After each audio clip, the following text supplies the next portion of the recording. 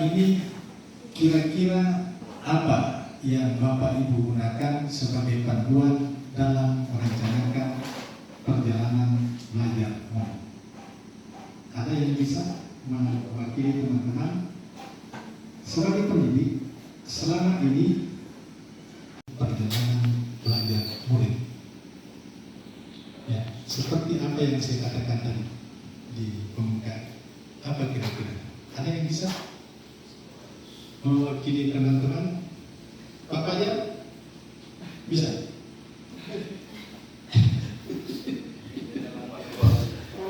Apa kira-kira Pak Fajar?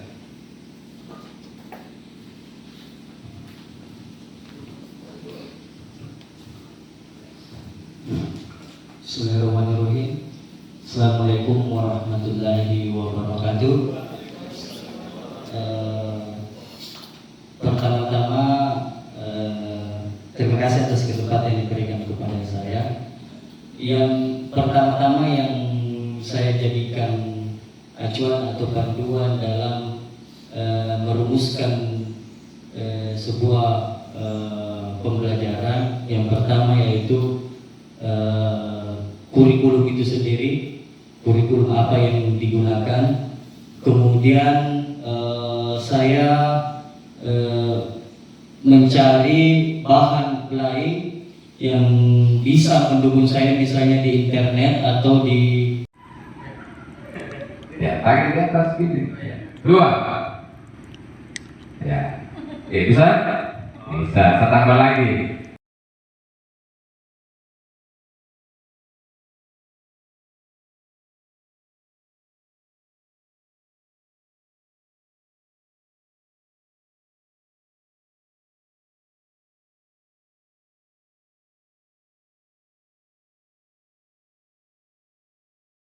Itulah kita bagi. Jadi ini yang kita bagi TP ini. Kamu kelas 7 ini 1 sampai 3 mungkin TP ini kau bahas di kelas 7. Kelas 8 4 sampai 5 ini materinya kelas 8. Kelas 9 7 sampai 9 ini materinya. Nah, itu sudah jelas. Ini di PS. Jadi tahap pertama itu CP kita turunkan menjadi CP kita turunkan menjadi TP dulu. Nah, baru nanti kita bagi, kamu ini TP ini di kelas 7, TP ini di kelas 8, TP ini di kelas 9. Seperti itu dulu. Dipahami? Belum? Karena setiap mata pelajaran itu berbeda. Kalau di kelas ini seperti itu saja. Berarti satu elemen itu bisa di kelas 7, 8, 9. Bisa. Itu berarti ini baru satu elemen. Sebentar. Prosedurnya seperti itu saja. Tapi setiap mata pelajaran punya karakteristik tersendirinya. Tapi dalam proses penyusunan itu sama. Dari CP melahirkan TP. Ya, dari CP melahirkan TP. Kalau ada tujuan pembelajaran, nah itu kita bagi, dirembuk sama guru mata pelajaran. Ini materinya kelas 7, ini 8, ini 9. Nah, nanti setelah itu baru dibuatlah ATP-nya. ATP itu sama seperti silabus, dibikin silabusnya.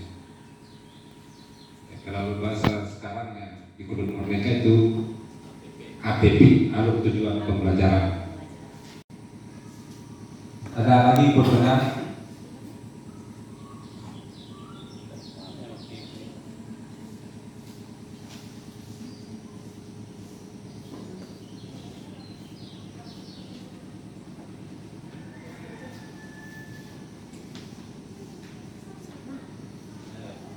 Kita harus membedakan mana yang konten dan mana kondisi. Artinya di sini kuncinya untuk melahirkan TP. Sebentar. Kata kuncinya di situ maksud saya ya kan kontennya kondisinya situ tidak berarti baik-baik di CP tersebut. Maksud saya seperti itu. Apa yang ingin dicapai untuk kompetensinya. Iya. Kemudian konten itu materinya apa? Iya. Kalau TP-nya Pak. ATP ya sama seperti tadi yang saya sampaikan. Identifikasilah gambar tanaman sayuran di bawah ini, termasuk kelompok sayur akar, sayur batang, sayur daun, sayur bunga, atau sayur buah, polong atau biji. Ini gambar-gambar tanaman sayuran. Jadi di sini disuruh tulis di kotak di bawah gambarnya ini, apakah misalnya ini wortel dan lobak ini termasuk sayuran apa? Apakah akar, batang, daun, itu kaitannya.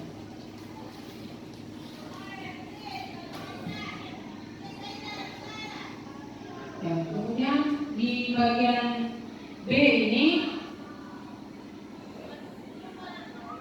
karakteristik tanaman sayur dapat dilihat dari metode perkembangbiakan, umur, keragaman tanaman, dan ciri-ciri fisik produk budidayanya. Jadi ini ada semua di buku paket ya. Jadi mungkin ada sebagian di sini yang belum ada pengetahuan awalnya siswa, ada disediakan buku paketnya, kemudian bisa akses di internet. Metode perkembangbiakan. Jadi di sini gurunya membimbing yang bagaimana metode perkembangbiakan. Jadi sambil mereka mengerjakan yang KPD, sambil dijelaskan yang bagaimana itu metode perkembangbiakan. Maksud yang mau diisi di sini. Bagaimana umur tanaman? Apakah termasuk tanaman tahunan atau musiman? Peserta didik kita diberikan pertanyaan atau bisa dalam bentuk teks, bisa dalam bentuk pertanyaan lisan atau wawancara. Jadi tanya anak terkait dengan pemahaman awal mengenai materi yang akan kita ajarkan. Nah, disitulah sehingga bisa kita lihat anak ini sudah bisa mengikuti materi ini. Ya. Anak ini belum bisa karena dia belum mampu di materi ini, dia belum tuntas di pembelajaran sebelumnya. Jadi disitulah kita bedakan.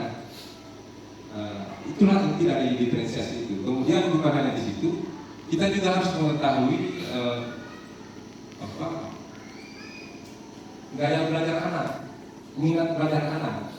Dan ini yang susah di kurikulum mereka kalau penerapan. Sampai sekarang pun saya masih sangat susah untuk menerapkan hal ini, dan itu dituntut oleh kurikulum mereka. Pembedaan itu, ya, bagaimana membedakan